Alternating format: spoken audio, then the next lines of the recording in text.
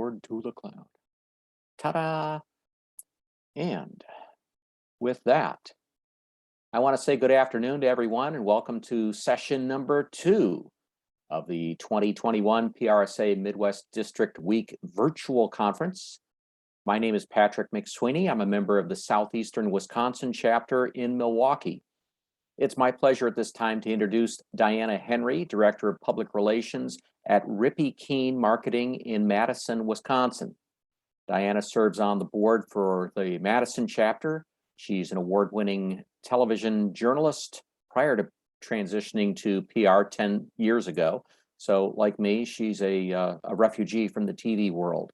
One thing to know is Diana pulled 7 Gs once while flying with the U.S. Air Force Thunderbirds, so she knows a little bit about keeping things steady in a fast-changing environment. She will be moderating today's discussion, and Diana, you've got the controls. Thank you so much, Patrick. Wow, that was, you did your research.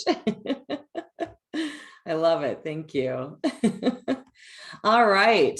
Feel free to type your questions into the chat box as we go along here, and we'll get to questions at the end of the conversation. So without further ado, let's introduce our panelists today. Rob Gard. Rob is the Director of PR and Communications for Destination Madison.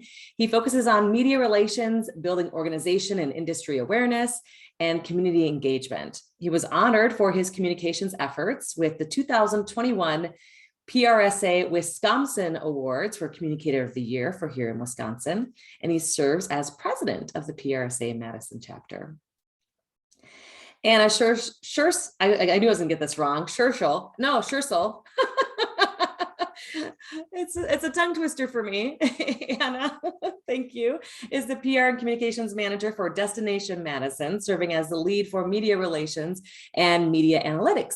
She earned her Bachelor of Arts degree in communications and media studies from St. Norbert College and is a Wisconsin native living in Madison for the past 6 years. Anna is a member of the PRSA Madison chapter as well. Corinne Burgermeister, panelist here as well, is a marketing manager with Destination Madison.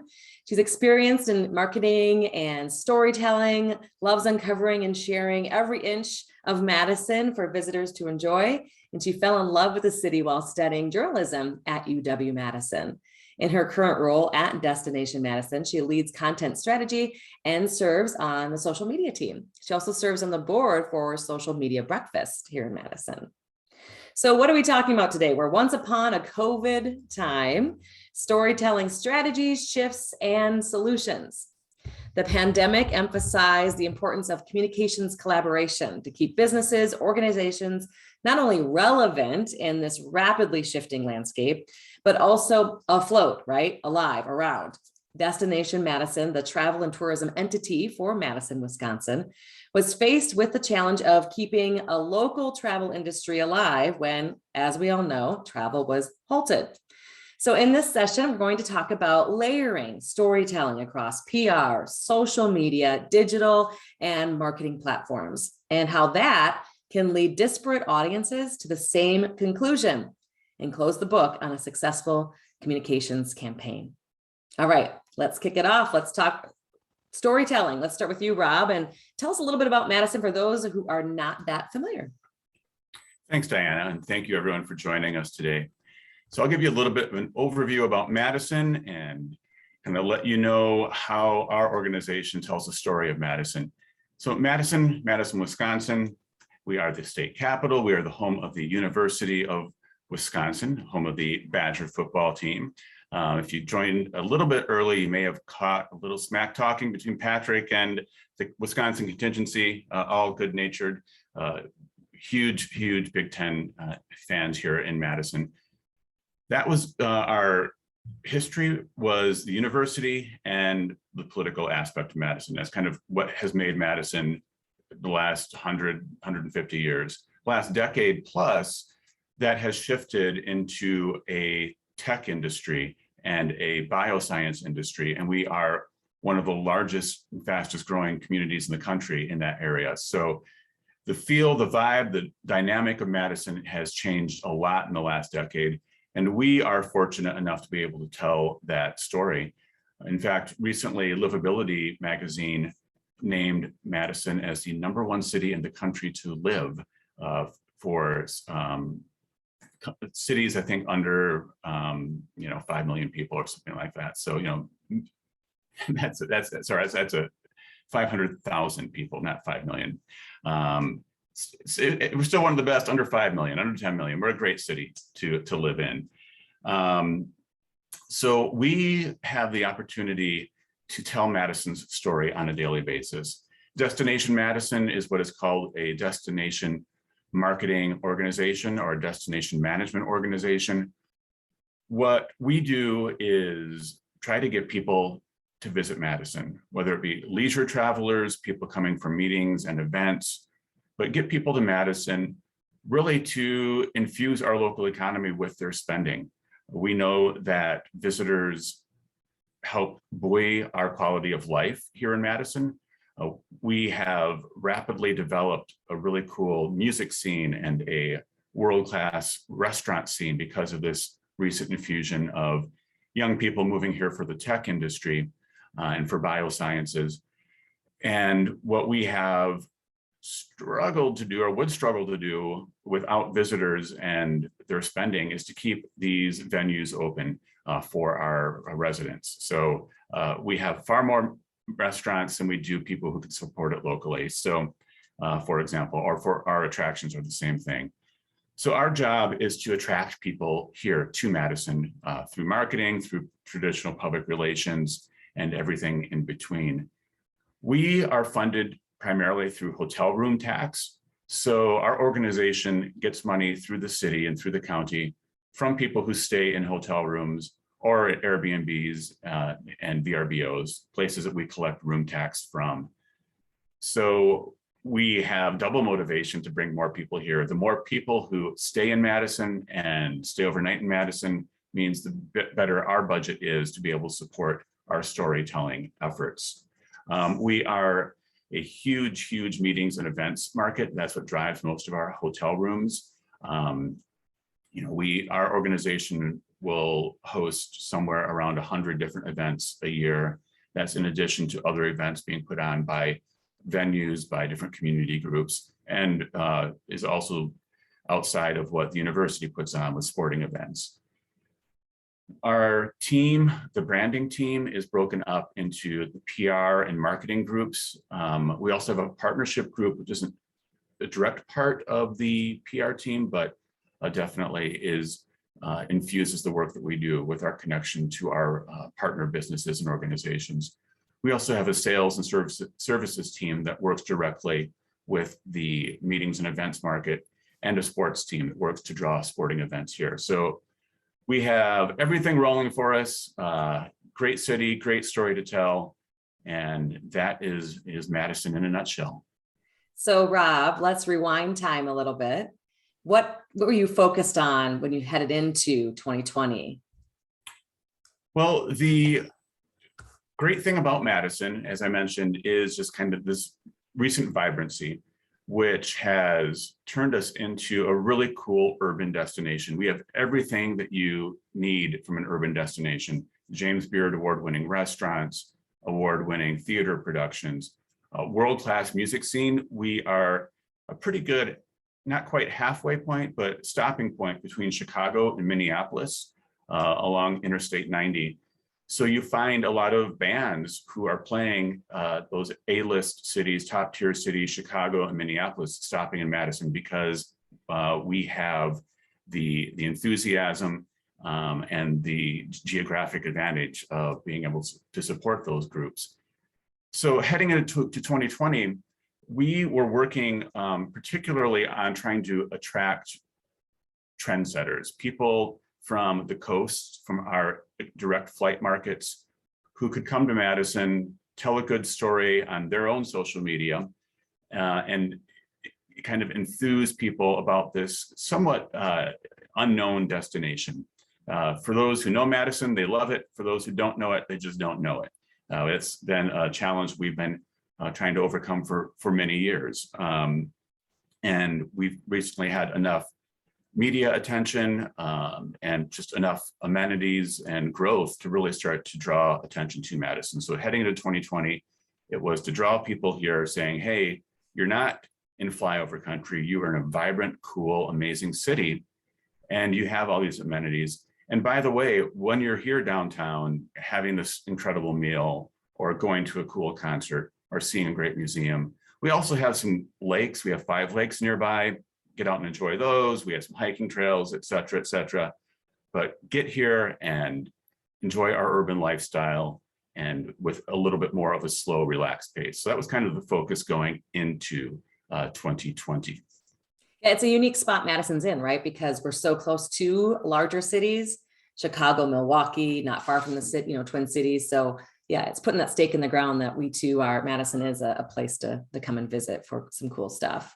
So let's talk a little bit about that shift from what we all thought 2020 was going to be to what now all of a sudden we had to make it be. You had a plan in place. How did the pandemic impact that plan?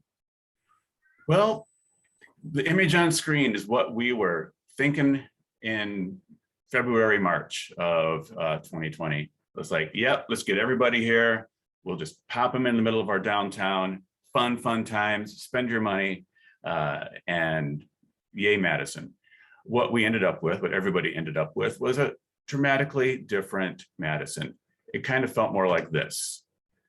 Just shut down, quiet, nothing going on. We were kind of handcuffed with our ability to tell Madison's story on many levels. First of all, we had the pandemic. I mean, it was all the pandemic, certainly, to deal with. Everybody was dealing with the pandemic in different ways throughout the country and trying to figure out how they were going to move forward with whatever their business. With your business being storytelling to bring people to your city when airlines are slowing down, and when government mandates are saying stay at home, that makes for a tough task. In Madison in particular, so Wisconsin was very unique, was an outlier in a way, for better or worse, on how the state handled the pandemic. But pretty early on, it was clear that the governor did not have the authority to put out mandates, or it was the authority he had was pretty aggressively challenged by the legislature and the Supreme Court. What that led to was basically every county could set their own rules for COVID management. And so we had 72 counties in Wisconsin. Dane County, the one we were in, was the most aggressive with how we clamped down on the pandemic. So we had really strict mask mandates, really strict capacity mandates.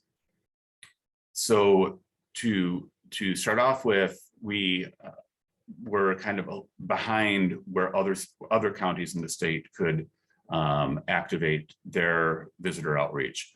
Certainly out behind several different states, both in the Midwest and throughout the country.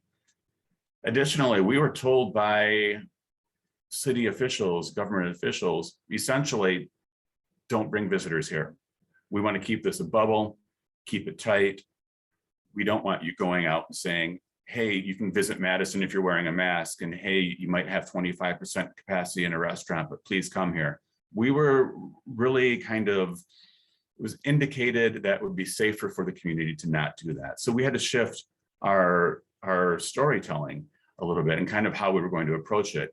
Luckily, despite our efforts and our focus on doing outreach to bring visitors here, we consider our number one client the community, the people who live here. We need them to understand the work we do. We need them to be happy with the work we do because they are the on-the-ground representatives of Madison. And so we quickly shifted our focus to those community members and saying, okay, we're not bringing people in. A lot of people aren't going out and traveling. What can we do to keep people here happy and healthy and get them out of the house and get them in a decent mental mind space? Because if you recall those early days of the pandemic, it was a lot of heavy weight on people. So we knew there was still a deep need to explore here in Madison for people who lived here and people within a short drive, a logical drive market of Madison. All right, let's bring in Anna Shircel. There you go. Got it right. And talk a little bit about how you adjusted your plan to move forward with what you could talk about, Anna. Thanks, Diana. As Rob mentioned, our 2020 plan had been to highlight Madison's urban center and our vast number of events that take place every year, and then mention that easy accessibility to the outdoors. Well, with our community at home and many of our local establishments not open for patrons to come inside, we needed to completely pivot. There's that 2020 buzzword, pivot. We totally flipped our perspective around to now focus on the outdoor access that completely surrounds Madison, and then that easy accessibility to urban amenities that people might be seeking. So like our great restaurants who were offering takeout, like our hotels that had intensive cleaning procedures in place, like our small businesses who many were starting online presence for the first time simply to keep business happening in some way. And this was a massive shift for us because often when we're promoting Madison, we briefly touch on these assets because they're not new or shiny. Everyone always wants to know what's new in Madison. And for us, we can never say the outdoors are new because they are around us 24/7, 365. But in 2020, we made these assets the focus of our work. And they were new in the sense that they provided an escape for locals and visitors. We were able to highlight that we're one of 5 platinum rated bike cities, that we're gold level for pedestrian walkability. We were able to make these things new and appealing because that was what people were seeking right now. As Rob said, that ability to explore despite the unique circumstances of 2020. Yeah, close to home became super important, right? Exactly. So let's talk about how that shift turned into strategy. Anna, Rob told us that you were discouraged from calling people to come flock to Madison because of the COVID concerns. So we turned to, inward. So who was your audience? So again, as Rob briefly mentioned, our audience became our locals, our community, many of whom were staying safe at home. We also turned to a regional audience, which included our surrounding communities like Verona, Middleton, Fitchburg, New Glarus, those places that were close enough for people to safely drive to experience the outdoors, close enough to maybe drive and get curbside pickup from a restaurant. In our normal marketing capacity, we would look to an audience of about a 3 to 5 hour drive market, people who can come in for several days, stay at our hotels and enjoy Madison. We really shrunk that to about a 1 to 2 hour drive market. So that would include for us Milwaukee and Rockford, Illinois, people who might need a change of scenery because everyone's being told to stay inside at this point. So people who might need just something new and safe outside and could visit in a day trip. So come and experience the outdoors and then safely return home at the end of the day. So why was it important then for people who already live in Madison to know about Madison, right? You already live here. Definitely a shift for some communities, but we knew that local people needed an escape from the lockdown that surrounded coronavirus. At the beginning of 2020, we reached out to our local audience right away with a campaign called Stay Home, Love Madison, because right at the start of the pandemic, we're telling them, we know this is hard, but the best way to protect each other in our city is to stay home.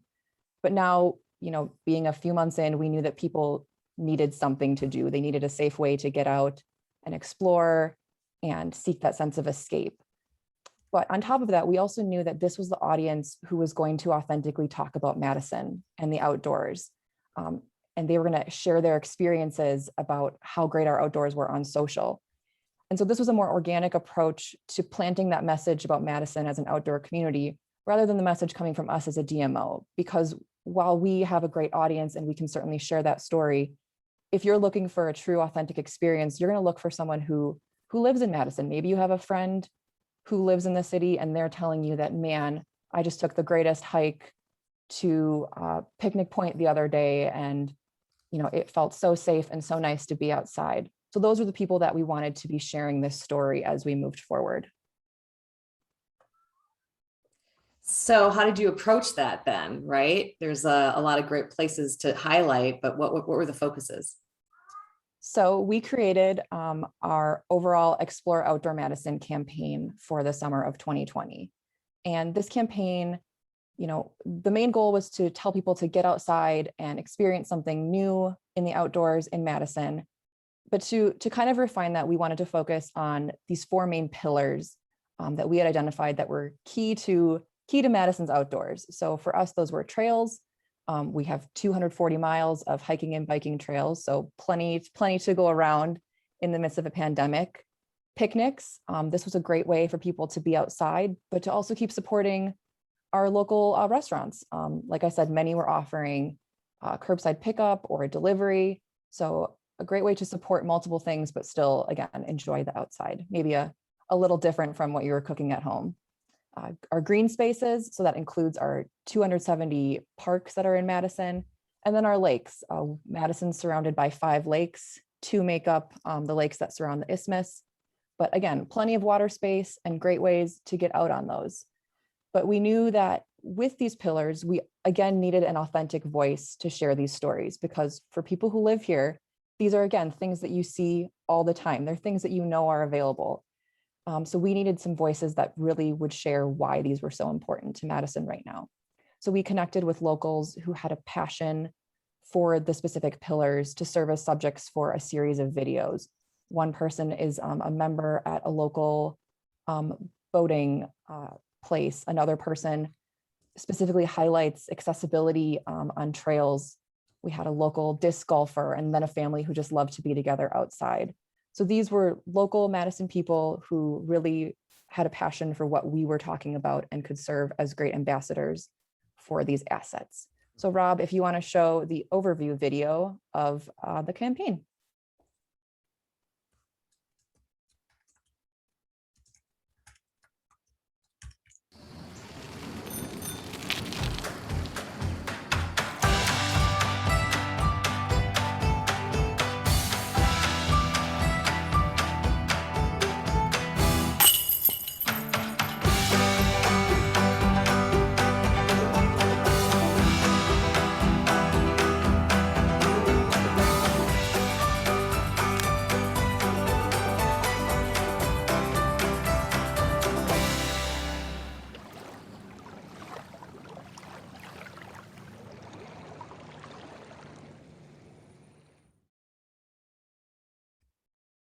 So peaceful. The lake sound at the end. I love that.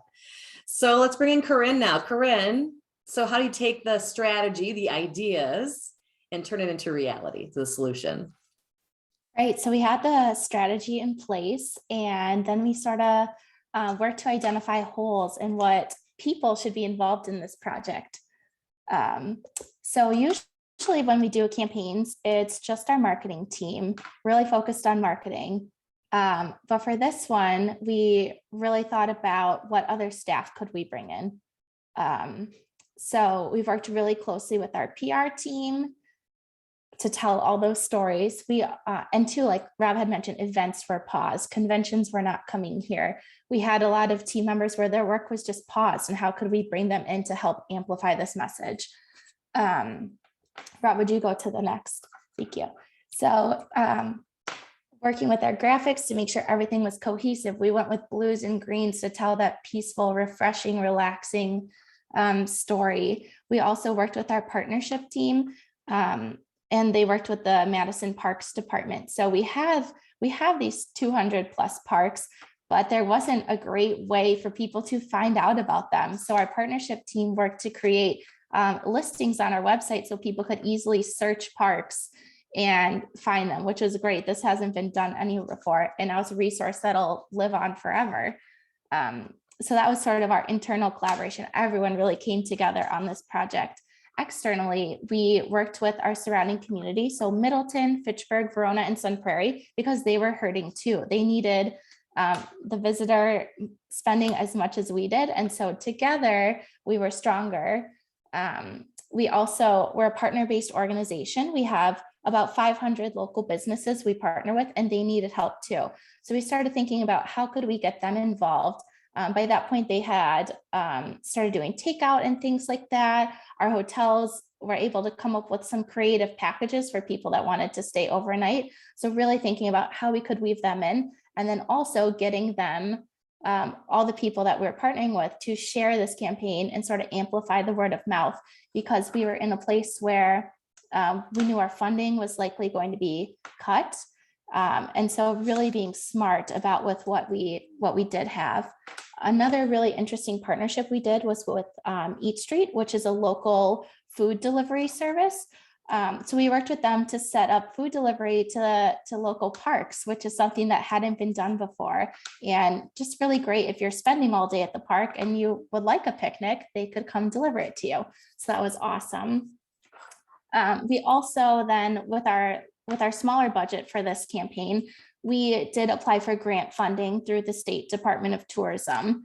And that funding, it's for when you do work with other communities. So making sure we had Fitchburg and Middleton and Verona and everyone involved, that did help secure the grant funding, which ultimately let us do more advertising and was really helpful.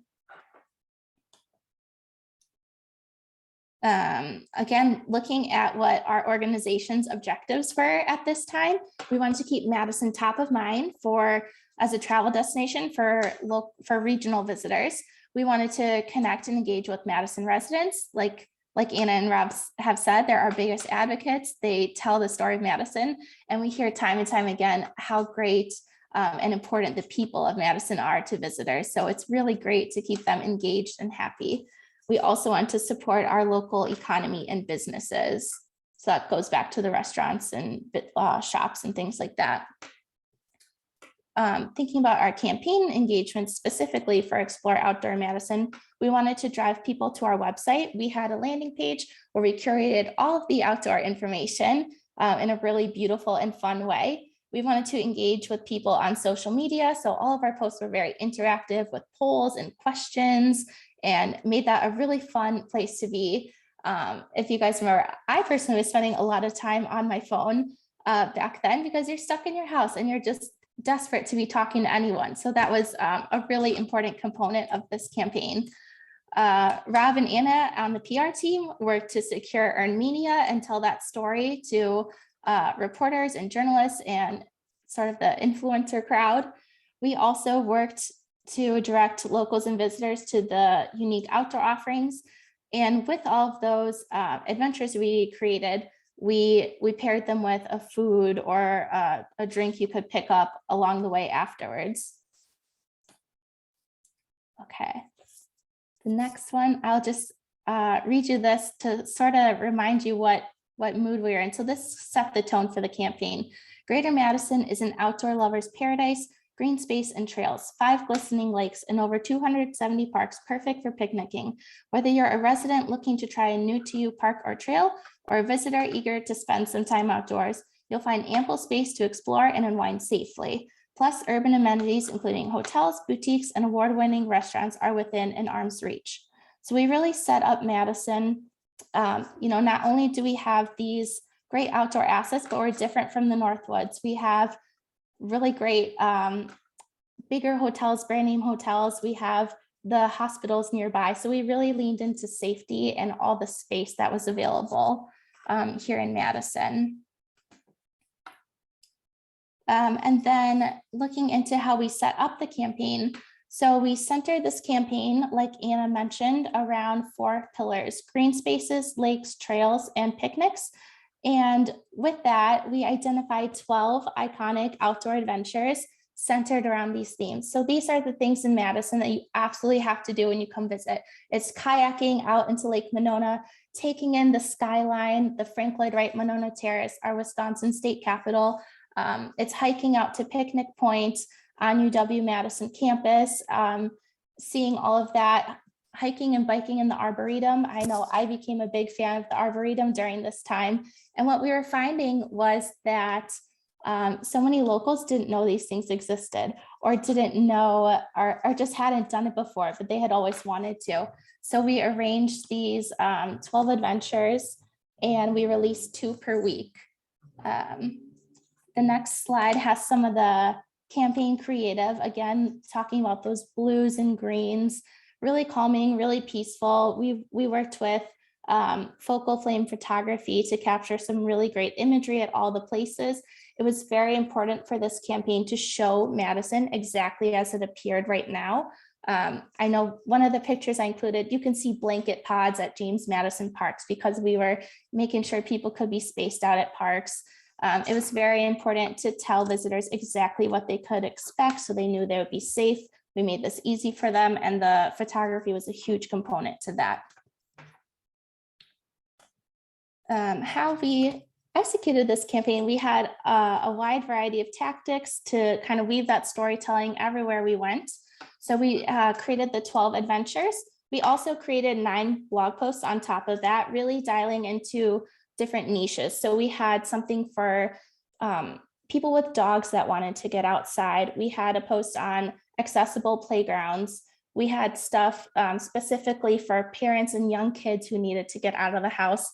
Because, you know, we were all kind of taking the neighborhood walk around, but everyone was wanting just a little bit more, something different. We did tons of organic social media on Facebook and Instagram, with Instagram stories really being a big component. We did paid search and paid social. We created some really beautiful videos.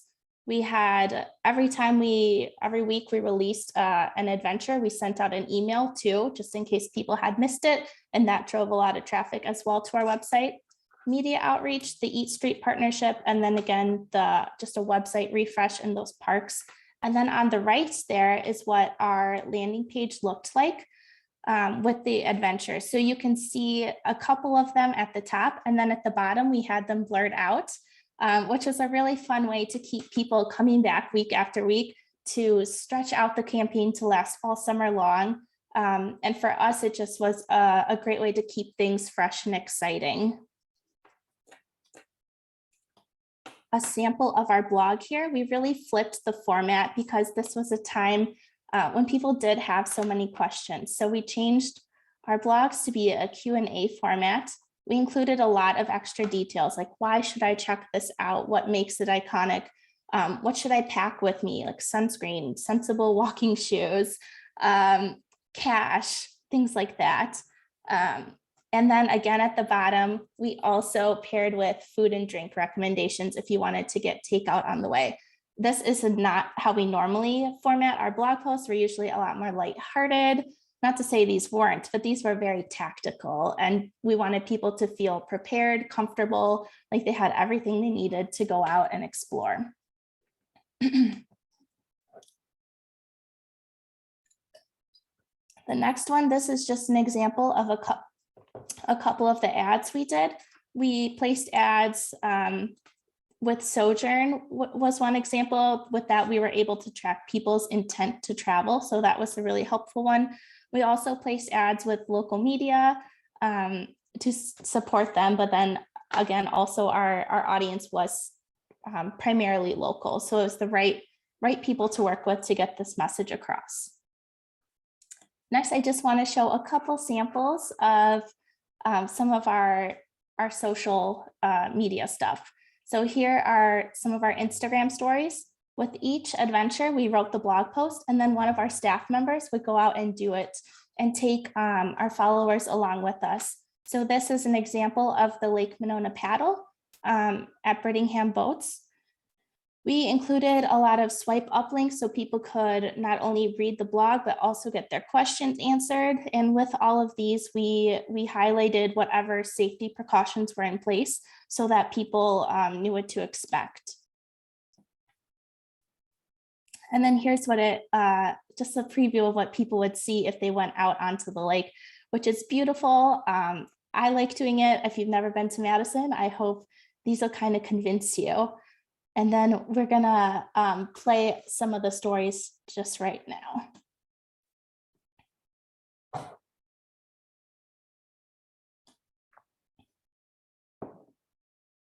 So here's what it started off with. Here is our lake loop one.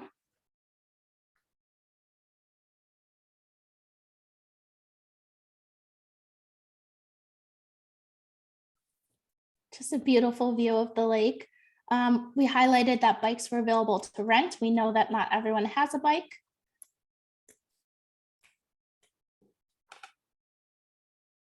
And then here we showed all the different parks you can see while you're biking around the lake. The lake loop is one of our most popular things to do in Madison.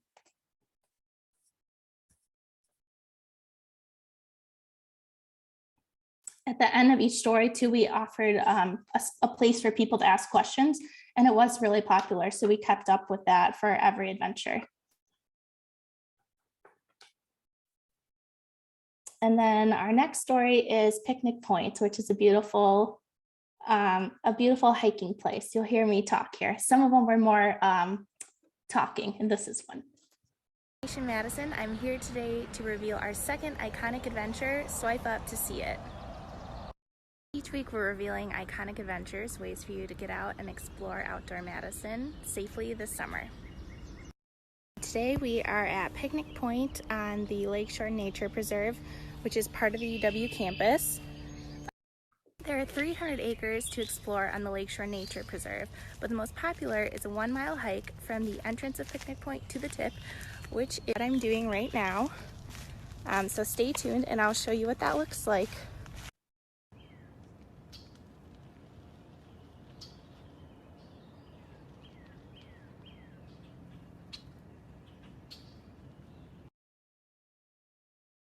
I feel like that sounds very peaceful even now in November. Like I need to go for a hike. This area is beautiful. It has a deep history. It's been important for hundreds of years, and you can still see Native American effigy mounds here preserved along the side of the path.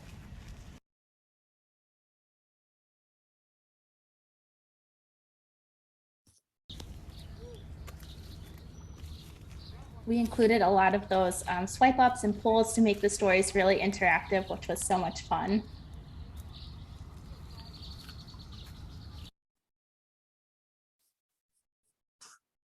Good amount of education and history too in there. So on your way back, which you I have love. 2 options. You can go back the way you came along Picnic Point, or you can take a right and head this way along Frouchy Point and go explore over there. Tons of paths, scenic overlooks.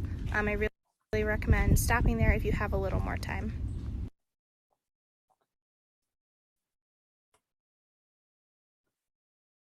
Okay, we're back outside the main entrance. If you brought your bike, you can pick it up from the parking here. And then I recommend heading straight down the Lakeshore Path, which winds along Lake Mendota. You can take it all the way to the Memorial Union Terrace and pick up some ice cream to go. Cool. So that was just a little snippet. I hope you enjoyed it. I know we all had so much fun getting out, and we heard a lot of feedback that people really appreciated seeing that and us showing them what Madison looked like. And then I'll hop in here quick to talk once more about the videos that we briefly mentioned earlier. So we had been working with Green Clock Video here in Madison. We had actually had a retainer with them either in late 2019 or early 2020 to produce a destination video for us. And that video was going to be heavily focused on downtown and the great events that happen throughout the year. And obviously, when our plan changed for 2020, we also needed to shift what we were doing with those videos. So we were lucky enough to shift our relationship with them to instead create these 4-pillar videos. And you can see from the video where we were in the community. All these videos, again, were escapes for people. So because of that, we wanted to give them a really natural feel. There's a lot of organic sounds that are kind of amplified. I know Corinne was just reliving like the bird sounds in that one. And that's totally what all of these videos were about. So regardless of where they were, there's kind of minimal music, but a real focus on actually being there and experiencing it with the people who were there. So Rob, if you want to play the lakes video for us.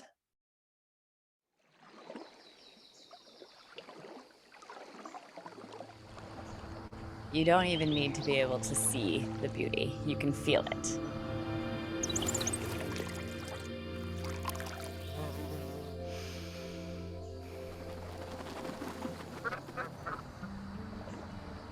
I would describe Madison as an urban outdoor community. It's important to keep outside, outdoors, accessible for people, just because it brings the community together. There's so many activities that you can do with the family, with friends, also just to keep in touch with our roots. There's really not much that you need to know in order just to get in and go. I love just to float around by myself.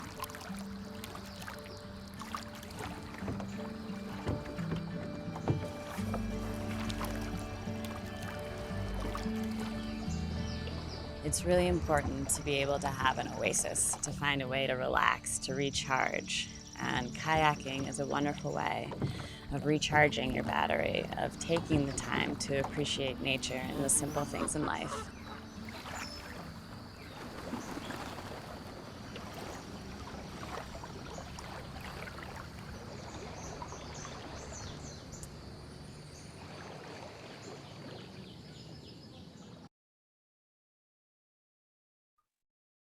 It's just so peaceful. I love it. That is awesome. So you guys have kind of given us painted a picture for us of the tactics and tools that you've had, that you created. So what else did you do with it? Anna, you want to talk a little bit about the media and how you engage with them from a PR perspective? Yeah, definitely. So obviously there was a massive marketing component and social to this campaign, but we also did have a traditional kind of media approach.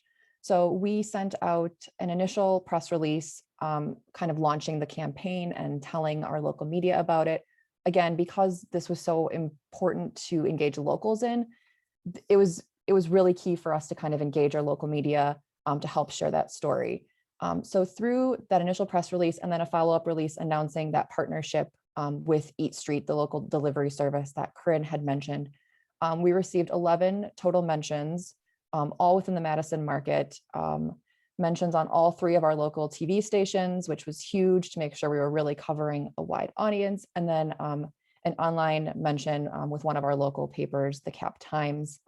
So overall, the reach of that earned media was about 90,000. So hopefully a good portion of our Madison residents were seeing it, and then they were able to drive back to our website to learn more about the campaign or to go to Eat Street and order food from a local restaurant.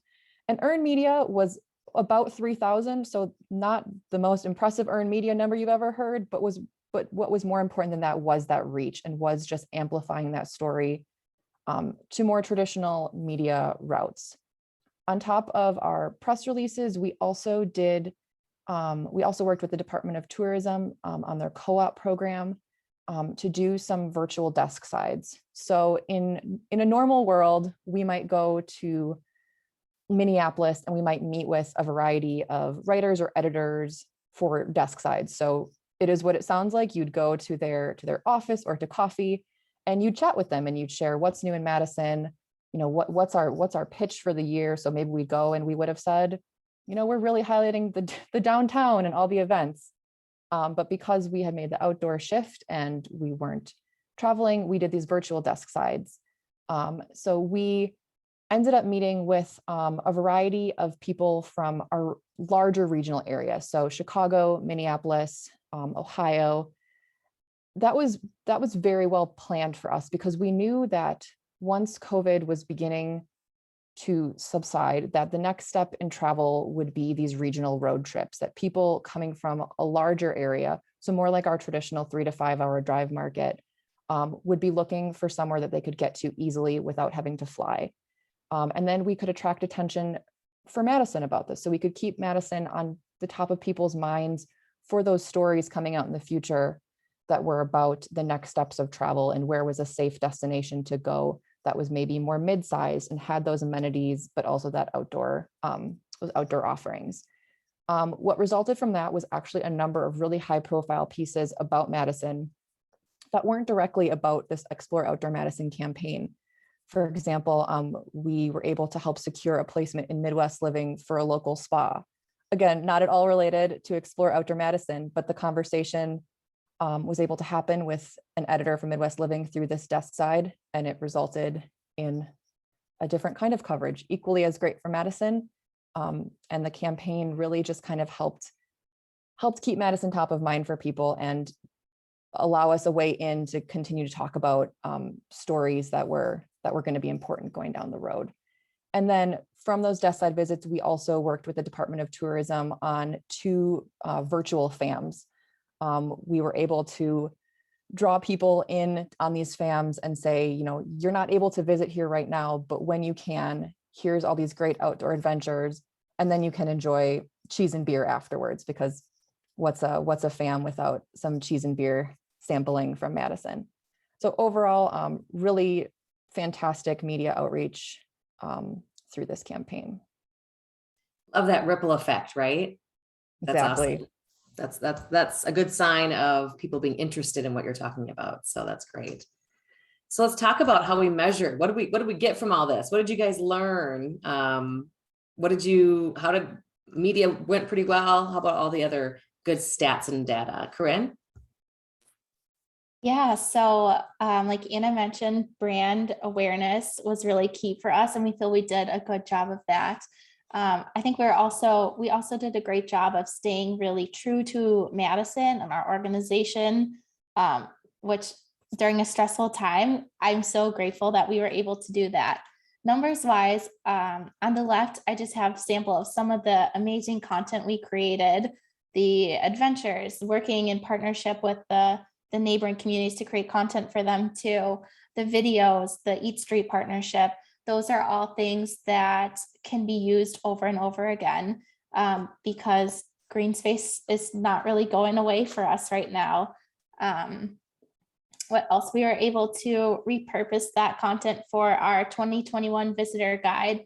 And then we revisited it again this past summer in 21. We did a 2-week takeover featuring all these adventures again. So from that standpoint, it's been really great to keep telling that outdoor story from Madison and keep getting recognition that way.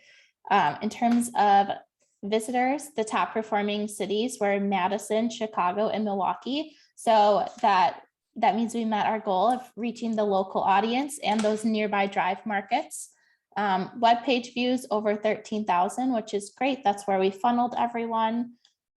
Significant reach on our paid ads, and organic Instagram and Facebook performed pretty well too. And then on the bottom, just some of our beautiful photos, the most popular posts. I did want to share some highlights from a couple other places, our Instagram stories. This was such a huge component to the campaign and something we really hadn't committed that much to previously. So we posted over 259 stories, which was a lot. We each took turns doing it, significant amount of views, but what I think is most awesome is a 96% completion rate. That means that people took their time and went through all 259 of those stories and were really engaged and were asking questions and doing the polls. We had 52 replies to that. So it was just another great channel to be able to connect with visitors and locals.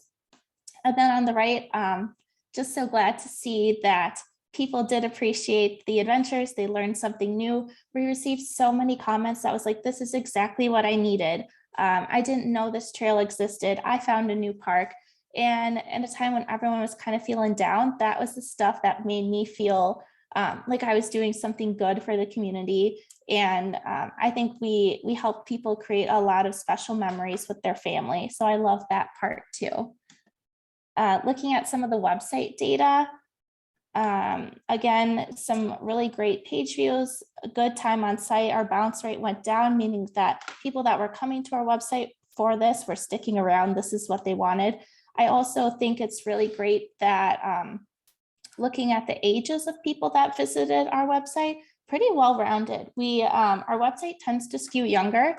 And so to see the group of between 25 to 34 with the most, that's not surprising to me, but I am glad to see that sort of those middle demographics and the older demographics were also coming to our website too. We didn't focus on extreme outdoors. We really focused on accessible outdoors. This is a campaign for everyone. And I think that there was something for everyone to find, and they did find it. Last, I just wanted to highlight again the Eat Street partnership. This was new for us. We hadn't worked with them before. but we set up 6 delivery stations in these parks, and also making sure that some of those parks were in Sun Prairie, Verona, and Fitchburg to reach people farther out in the suburbs. And during this campaign, they had 73 drop-offs to parks, which is great. That's something they had never done before, and they're able to continue that moving forward. Awesome. And we do have questions coming in, which I'm capturing, and we'll bring those in at the end of the conversation here too. So keep those questions coming in the chat as well, folks. This is awesome. So Rob, let's bring you back in. What was your takeaway from this whole experience over the last, few months or so? I think one of the big takeaways was, first of all, the importance of seeking partnerships and collaboration. I think it's something that is talked about a lot. But this situation really emphasized the effectiveness of that, both internally, as Anna and Corinne mentioned. We had people who weren't part of the branding or marketing team out there telling these stories. So that internal collaboration and kind of all hands on deck, super important. Also, super important for the community connections. That last slide that Corinne shared with the other communities outside of the city of Madison proper that had their parks participate in this campaign, and particularly with Eat Street, hugely important, and built some very good relationships that go beyond just this campaign. You have to remember all of these municipalities were struggling with their own challenges, budget-wise and public health-wise. So to have an organization like ours step in and say, hey, here's how we're going to help you, get your residents out and support from your local businesses. It was a huge collaboration for them. The business partners that we have, our general partnership for Destination Madison, including Madison Boats, they had their most successful year ever last year. In part because we kept telling people to get out there. You can safely get out on the lakes and know that you will have the kayaks wiped down, all the personal flotation devices sanitized. You can get out and get away from that lockdown feeling. And I think another big takeaway from it was to step back and look at this from what is the business problem we're trying to address.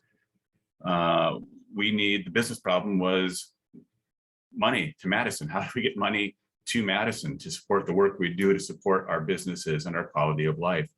As we set up from the beginning, we're not bringing it in from Ohio or New York or California. It has to be local. So how can we encourage locals to get out there and spend and support their businesses? And what kind of combination activities can we do? This picture is one of my favorite. They're out there exploring Madison on the lakes, free asset that's sitting out there. They are enjoying some takeout. That's the best of both worlds, supporting the business problem of supporting Madison, but also solving the business problem of these restaurants that were struggling. There were some happy surprise benefits. We said originally heading into 2020 that we were looking at Madison as an urban destination with outdoor amenities and access. We flipped that and are now able to see that we can promote Madison as an urban outdoor adventure. So it's not as separate lines as we had looked at pre-pandemic and pre this storytelling shift. So we can take a typical asset that you would see, like our state capitol, and now see, hey, there's ways to enjoy it differently. You don't have to just go inside and tour. You can enjoy the outdoor opportunities available at the state capitol or throughout the community. And again, support some local businesses. I think, one of the big things that we were able to do is show how easy some of these opportunities were. As Anna mentioned, a lot of people didn't necessarily know that these parks were there, or they didn't know that these trail opportunities were there, kayaking opportunities. Our stories walked people through how to experience their city in a different way, and showed just how easy it is to get around Madison and enjoy it. And that's something that we have incorporated into 2022. Actually, we are looking at ways that we can tell visitors and people attending meetings and events how easy it is to visit Madison, how easy it is to get off the airplane at the airport, you're downtown in 10 minutes, you're walking around enjoying great food, or you're jumping on a bike share bike and doing that lake loop, tapping into that lake loop resource, which is now evergreen on our website. So kind of some of the themes we discovered along the way with this campaign are continuing and will continue to resonate for Madison for a long time. You know, and I think just overall, the thing that we learned with this is you need to meet your audience where they are. Our community was very aggressive with how we tamped down on the pandemic. On the plus side, we are and have been from the beginning one of the most vaccinated counties in the country. All of our community bought into COVID prevention and COVID safety. But on the flip side, it made them COVID cautious. So we had to tell all these stories in a way that addressed the safety component pretty quickly. And, you know, kind of at the top of some of these stories that we shared so they would feel comfortable getting out. So big takeaway, meet your audience where they are. And social media was a big place where we met them. And digitally, you know, as Corinne showed with the website traffic shift, we spread out our demographics. So we had people coming to the website who might not typically go there, but that digital medium was a place where people were turning to during the pandemic. So I think ultimately the biggest takeaway that we have with this is tell your story authentically, find the people who are going to tell it authentically, and just be honest. You know, people in our industry, we know that people have a choice. They can spend their money anywhere they want. Locally, they can go to another community nearby, they can go across the country, across the world. So we need to tell the real story of our community and our amenities to excite people, to get people interested in visiting here. And you have to do it in a very authentic way. You can't overhype, overpromise, and have the experience be a letdown. So being able to identify a number of these people that we featured in our campaigns and have them share their story authentically, inspire our local residents to get out and share their experience in outdoor Madison, created and continues to create a real sense of authenticity. So we pretty much just leaned into what we had here and knew that it existed, but we finessed it in a different way that we wouldn't have thought of otherwise. And it just turned out tremendously. That's great. Two good takeaways there. We have questions coming in. So why don't I just go ahead and plop into some of those? I think a couple of them were answered throughout, but one question that came in is, did you manage the campaign strategy with reduced budgets and staffing, and how did that impact your decision-making?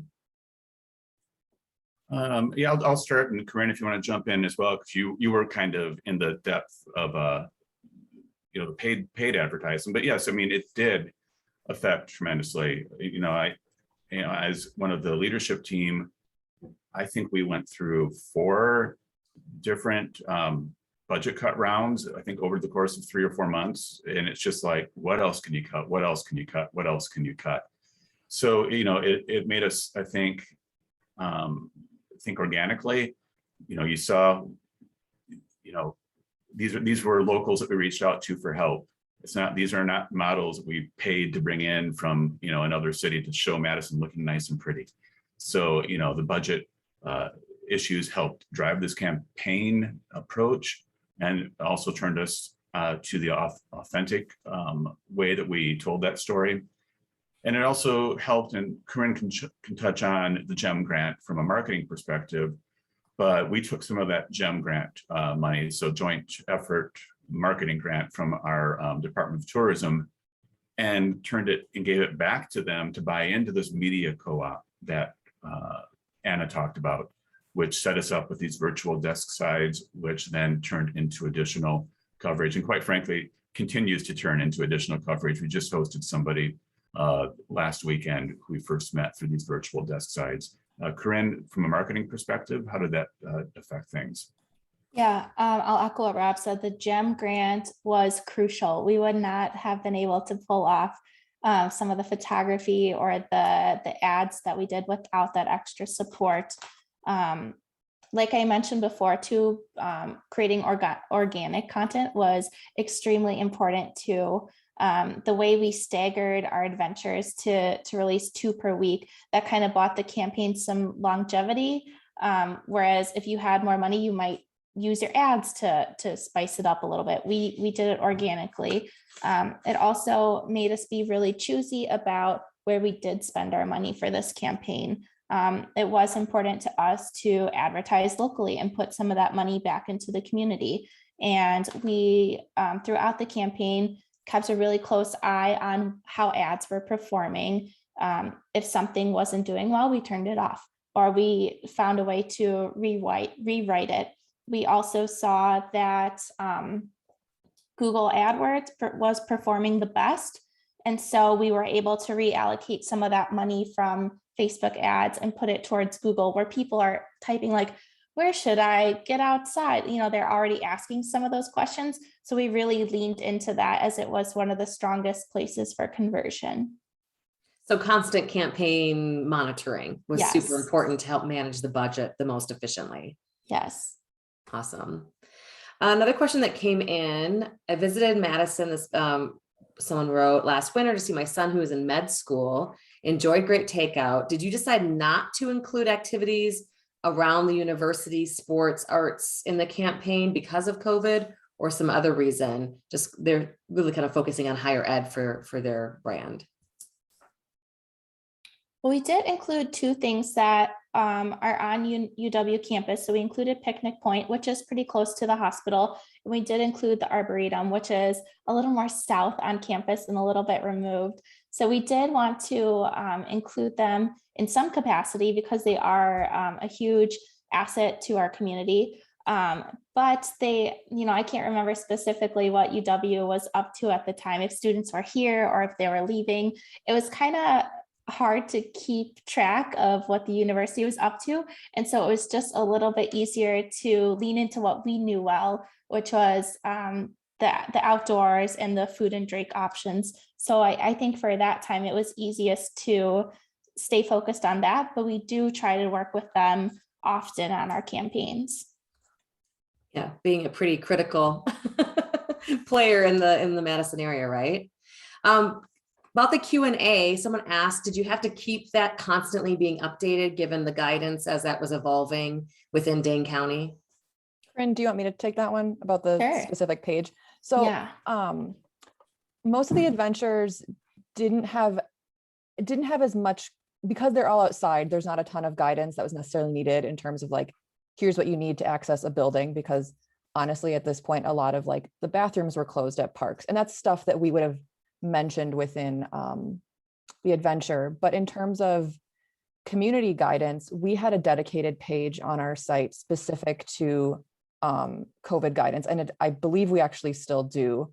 But that was updated, honestly, some weeks daily as things changed. That also housed resources for our community businesses, grants that were available. So that was an actively updated page during those first few months of stay-at-home orders. And then as guidance became less frequently updated, so did that page. But I hope that answers that question. Yeah, no, that's great. You almost forget that, oh, that's right, the bathrooms were closed at parks even, right? Wow. So what could someone from a different organization, a different industry learn from the campaign, especially as we slowly emerge, hopefully, out of this pandemic restriction and concerns? I think one of the big things, and you know, we've mentioned a couple of times, and we keep coming back to, is collaboration and authenticity. Those are the 2 biggest things, and that collaboration goes not just in campaign execution, but in campaign construction. I can't recall the specific details, but I know there was a lot of conversation and back and forth, just kind of opening it up to everybody saying, here's the direction we want to go. What ideas do we have?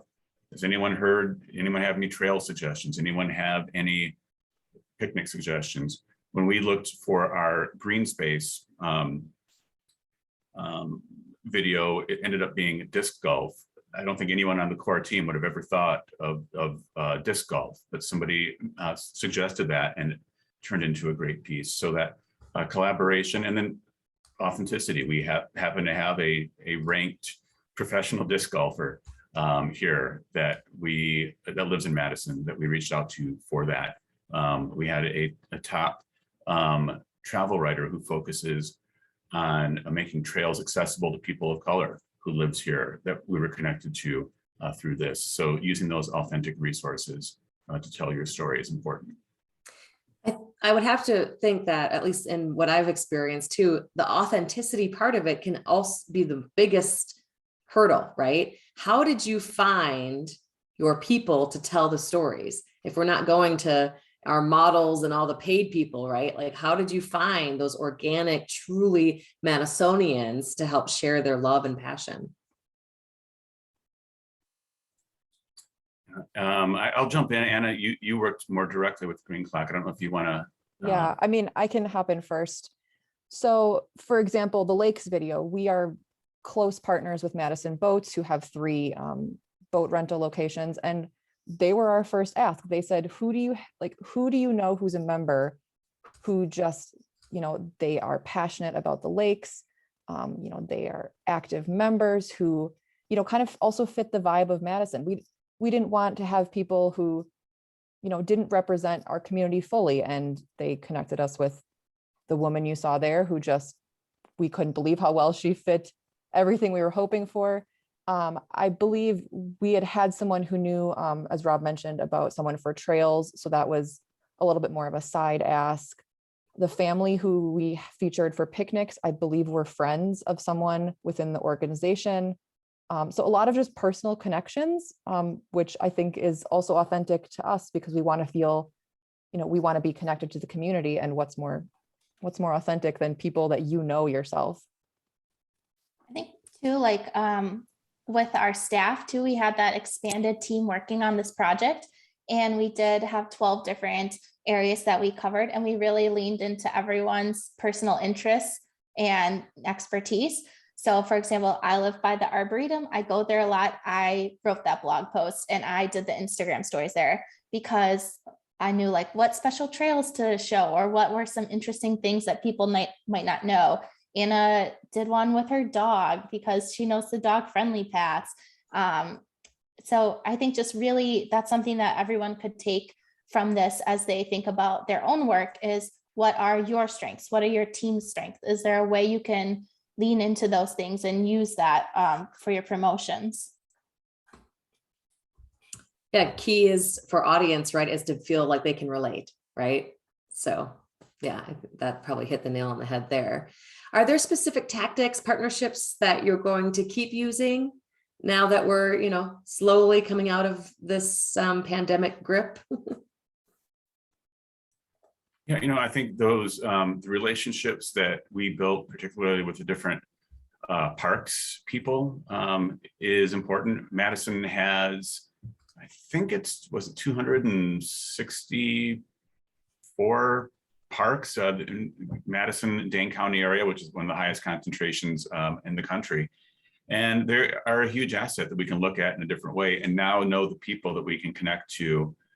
If we want to hold an event there, or want to do a film shoot there, it's really important that we establish that and continue to maintain that. Some of the other things, just the ways that we're looking at the city and our outdoors differently, I think will continue to energize our shift back to an urban destination, but still maintaining that adventurous connection to the outdoors. So, I think it's much smoother integration between the two. balance, right, between indoor activities that are starting to come back and the nature that surrounds us, right? In regards to measurement, how did the number of interactions, impressions, and views you got to your website compare pre-pandemic? Yeah, so I can talk about that. Compared to, let's say, 2019, it was down, but everything was down. We started 2020 strong with web and social, and then it pretty much stopped. People weren't traveling, people weren't going anywhere. Web traffic was significantly down. And this was a little beam of hope. I think our goal for this campaign was 10,000 web views, which was pretty aggressive, given we were pretty low. And for this, we ended up, I think it was 15,000 views. So we surpassed the goal, which was very surprising to me, but I was so glad we did. And I don't know where else I'm going with this. No, that's great. So it was, it was a bit of a roller coaster, it sounds like. It was. And then on social, because we did, we were really meeting the need that people had at the time. And so people really got hooked with our social, and we included so many of the polls and questions and answers that the engagement was there. It was fun and exciting. And so I would say, although, it doesn't necessarily compare to 2019 in terms of views or frequency, the engagement was significantly up, and that was great to see. The key is to make it continue, right? Help it continue. What surprised you about the adventures? I don't know if Anna or Rob, if Corinne, what surprised you about that 12 little jaunts that you guys went on? I think one that Corinne already touched on was how many people we heard from locally who said, I've never done this, or I didn't know that existed. I'm thinking of one specifically. There's the Lower Yahara Trail, which is this super cool pedestrian bridge that goes from Lake Farm Park area to McFarland. And we received so many comments. I think I had firsthand conversations too, where people were like, I didn't know that existed. It's so cool. I need to go check that out. So I think that was super surprising, because we're also a little skewed because we worked in tourism. So part of our job is to know the cool things and to be able to tell people about those. So hearing how much this was impacting people was cool, but yeah, super surprising that there were things that we thought were iconic that people had never heard of. Yeah, I would say one of the big surprises that came about was our integration of eating and food into this. That was not at all on our radar heading into it. And I honestly don't even remember what caused that shift. I think it may have been, we had the campaign going a little bit, and Eat Street reached out to us to see if they could partner. And then that made it kind of spark the idea of, hey, wait a second, we can use this not just with Eat Street, but as a way to promote takeout for a lot of our partners. And so we have great restaurants, we have great outdoors, and it took a pandemic to kind of link the two together and say, hey, we can experience both of those in a single outing, whether you're visiting here or live here. I think one thing that surprised me too is, we know our national parks are great. We know Wisconsin state parks are amazing. I personally had not been to many county parks before. And I had been to the city parks that are near my house, but this really got me to a lot more places. And just my appreciation for where we live and what we have in the community just grew so much more. And I think that resonated with a lot of people too. Do you have a favorite adventure? I know, Corinne, you talked about yours, the Arboretum, probably, right? Yes. Anna, Rob, do you have a favorite adventure? I think it's going to be everything that we were the ones who did it. I did Indian Lake County Park for one of our fall adventures. And that's just, I did it because it's one of my favorite places in the Madison area. Corinne mentioned I did almost all my adventures with my dog, because that's just authentically me. And it's my favorite place in fall. So it was my favorite adventure because I never need an excuse to go there and hike. And I would say the one that I did, I'm kind of embarrassed to say this was my favorite. It was the Lake Loop, which is like everybody does it and it's kind of right there. I mean, I could walk to it in 5 minutes from my office. I'd never done that before. You know, I think it's 13 miles around the lake in total. And yeah, just kind of seeing the story come together from our how we were telling it made me think like, oh, you know what, I can do this. And there's some cool things along the way to check out that I didn't know about. And so, yeah, basically the most central iconic thing that you can do as an outdoor enthusiast in Madison I'd never done before, but this campaign made me jump in and do it, and I loved it. That's awesome.